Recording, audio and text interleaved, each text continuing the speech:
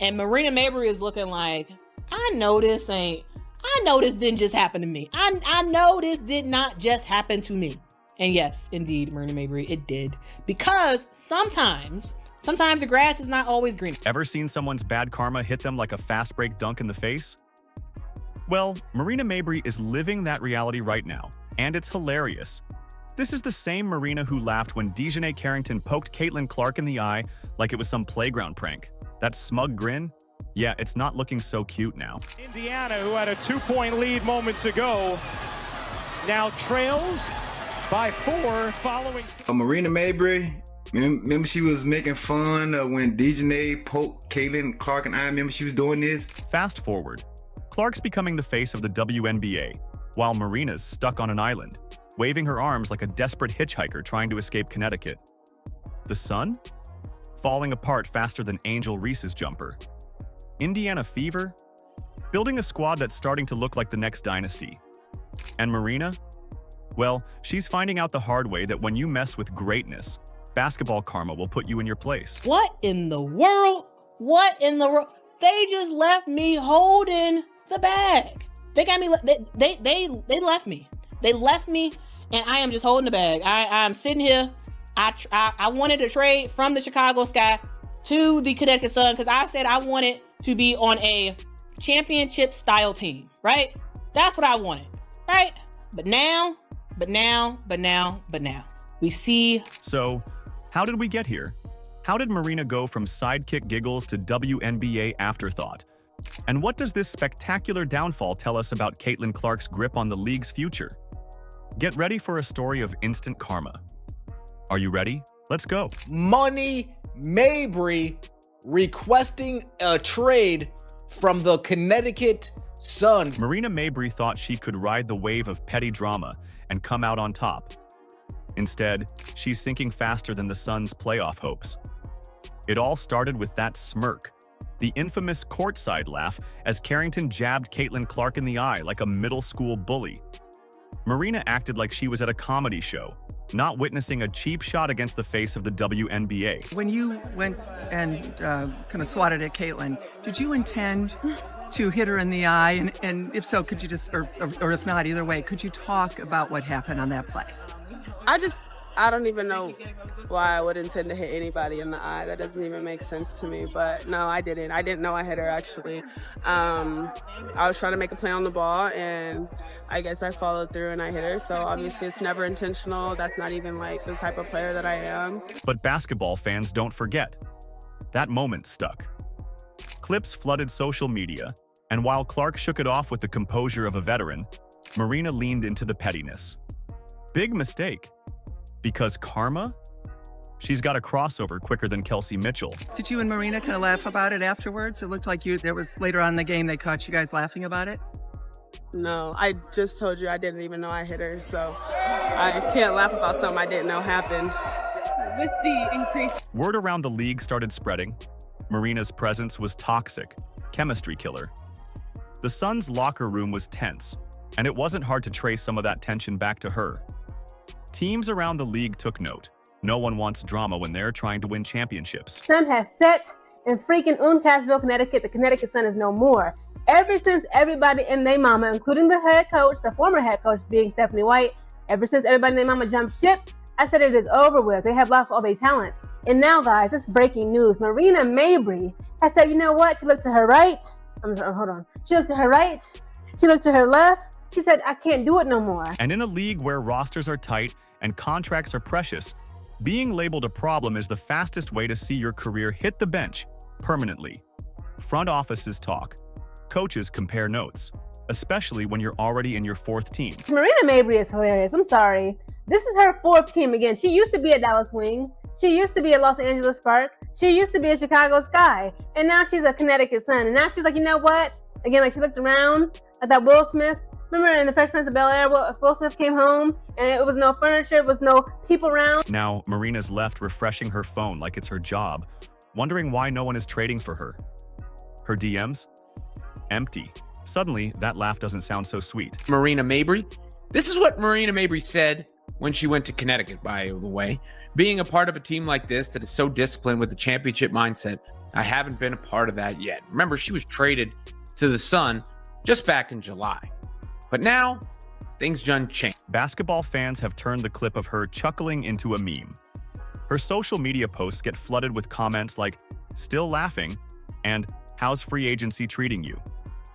What was once a cocky grin is now a symbol of a player who fumbled her own bag. And Marina Mabrey was left holding the bag because, you know, she's on that team. She wanted to be there. And once she got there, a couple months later, the head coach is gone. Again, the head coach is gone. All five of your starters are gone. Not just your point guard, not just your shooting guard, not just your small forward, not just your power forward, not just your center.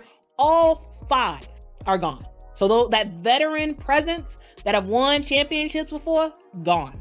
That head coach that was on the verge of winning a championship as a head coach, gone. While Caitlin Clark's jersey flies off the shelves and the Fever's season ticket sales break records, Marina is watching from the sidelines, realizing too late that laughing at greatness might be the biggest mistake of her career. The Connecticut Sun thought they could play the tough team role forever. Gritty, physical, all bark, and sometimes a little bite. But now, that bark is sounding more like a desperate whimper. And the so-called bite? Well, it's mostly just the team biting the dust. And I'm trying to think of teams that can afford her. Like, just salary cap-wise. She is on a $200K contract. It's not a max, but it's a $200K contract. Let's be real. The Suns' locker room is looking as chaotic as the Las Vegas Aces. The chemistry? Non-existent. The vibes? Toxic. It's the kind of dysfunction that even DiJonai Carrington's cheap shots can't cover up. Marina Mabrey didn't just fall off individually, she helped drag the whole team into the mud. The pettiness she championed became the team's brand. Instead of focusing on winning basketball, the Sun became better known for their extracurriculars, fouling star rookies, stirring drama, and posting cryptic tweets like teenagers. That's not a winning culture, that's a disaster movie. And now everyone is leaving. You know, sucks for Marina Mabrey though. She wanted to leave, but her practice facility got worse, and all the best players on her team are gone. Answer: Marina happened, Carrington happened. The team got so caught up in trying to humble Caitlin Clark and chase headlines that they forgot how to hoop. And while Clark was busy climbing MVP ladders and selling out arenas, the Sun were busy making highlight reels for all the wrong reasons. But here's the thing. This meltdown isn't just embarrassing, it's franchise-altering. The WNBA is changing. Teams like the Fever are building for the future around stars like Clark. The Liberty and Lynx are stacking talent. Even the Aces, love them or hate them, still have 4 Olympians on the roster. Meanwhile, the Sun are out here trying to figure out if they need a group therapy session or a full rebuild. Take a look at the women on the left side of my screen right here, okay? Take a good look at them, because they are no longer on the team Connecticut Sun in the WNBA. Veronica Burton is missing on this photo, but that is player number 6. That's 6 women who are no longer on the Connecticut Sun team. Fans have noticed too. Ticket sales are down. Jerseys gathering dust. And while Clark supporters flood arenas and feverishly click buy on Fever merch, Sun fans are starting to wonder if there's even a team that will compete next year. The truth is, the Sun tried to bully their way to success. But in this new WNBA, it's the teams who build around stars like Clark that win championships. The Connecticut Sun wanted to be the enforcers. Instead, they became the punchline. If there's one person who's been working overtime to stay on the wrong side of history, it's Cheryl Swoops. Once a trailblazer in the WNBA, now she's more like the league's Facebook aunt. Dropping cold takes that nobody asked for and getting roasted in the comments. People in the Fever were like, y'all. That's not my point. There's a lot of other shit going on that players are like, this ain't where I want to be. Over there. Yeah. Yeah. Some new shit like going it's on around there. It's a lot. Yeah. So you have players that are very significant on this Indiana Fever team that are like, I don't want to be here. This is where I want to be. Yeah. Swoops made it clear early on. She wasn't buying the Caitlin Clark hype. She questioned the attention Clark was getting, suggested other players deserved the spotlight, and took every opportunity to downplay the Fever's star rookie. But as Clark's game spoke louder and louder, Swoops didn't adjust. she doubled down. What kind of things do you feel? I'm not in the locker room. Okay, I ain't okay, even but on just the team. I'm talking about more social media. Okay, it's a turn. Right? It's a turn, right? It's really a turn of the tides. Well, right? Gil, here's my point. The beginning of the year, right? Everybody saw it. Fans noticed. Social media noticed. Swoop's L take became a genre of tweets. Younger fans who grew up hearing Swoops' name with respect started questioning if she even watched the games anymore. And that's the thing, respect is earned, but it's not guaranteed forever. You can't coast on past glory while taking aim at the future of the league. 3 WNBA MVPs in your career. Would you consider each of those 3 seasons as dominant seasons for yourself? No. I can't. Bro, Cheryl Swoops is willing to lie about her own career before she even admits that Caitlyn is dominant. It's not that Swoops had to worship Clark. Plenty of legends give honest critiques. But there's a difference between analysis and personal bias. And Swoops crossed that line a long time ago. Now, every Clark game-winning shot feels like another nail in the coffin of her credibility. Because here's the truth. Caitlin Clark is the future. Cheryl Swoops? She's starting to sound like the past. Yeah, for Cheryl Swoops, if you see Cheryl Swoops, she did a lot of talking a few months ago about the Indiana Fever, the locker room environment, how people didn't want to play there, how people wanted to leave. Stephanie White came in and said, okay, hold up. Let me go to Indeed.com and Indeed get some free agents to come in here that want to play, that are accomplished, seasoned veterans. She did all that. While Mabrey and the Connecticut Sun spiral into irrelevance, Caitlin Clark is doing what she does best, taking over the WNBA and making it look easy. Every time the haters try to drag her down, she just levels up. It's like watching someone hit cheat codes in real time. On the court, Clark isn't just putting up points, she's rewriting the record books. Deep threes that make defenders question their life choices. No-look passes that have teammates cutting harder than ever because they know she'll find them. She's not just a scorer, she's a system. Defenses build game plans around her, and still, she cooks them. Are you in a position where you can add some pieces? Yes, we are. We're definitely in a position, and I would think that if you are a smart basketball player and you watch the way she plays, you would want to play with her. Her three-point shooting range is absurd. She'll pull up from the logo with a hand in her face and drain it like it's a free throw. Kelsey Mitchell, Aaliyah Boston, and Lexi Hull are thriving alongside her, knowing that every cut, every sprint down the floor could lead to a highlight reel dime from Clark. The MVP talk? It's not early hype anymore. It's real. Fans know it. Coaches know it. Even the same veterans who side-eyed her last season are starting to come around. Because when someone is this good, you can't fake respect forever. So to pick up a vet, a professional like Sydney Colson, and then you also have a vet like DeWanna Bonner, and you also have a vet like Kelsey Mitchell, and then you have Cece and Aaliyah Boston and Lexi. But Clark's influence stretches far beyond the box score. Her arrival has turned the Indiana Fever from a forgettable franchise into the team everyone's watching. Ticket sales are through the roof. Fever games are getting primetime slots, bumping lesser matchups off the schedule. WNBA ratings are surging. Networks know viewers tune in when Clark steps on the court. Even WNBA legends are taking notice. Sue Bird has praised Clark's poise and game-changing impact. New teammate DeWanna Bonner, a veteran champion, respects what Clark is building in Indiana. The message is clear. Clark isn't just the future, she's the present. Indiana's front office is all in too. Natasha Howard's addition brings toughness and championship experience. Kelsey Mitchell's return cements their backcourt as one of the best in the league. Sophie Cunningham and Sydney Colson's arrival brings toughness, grit, and fun off the bench.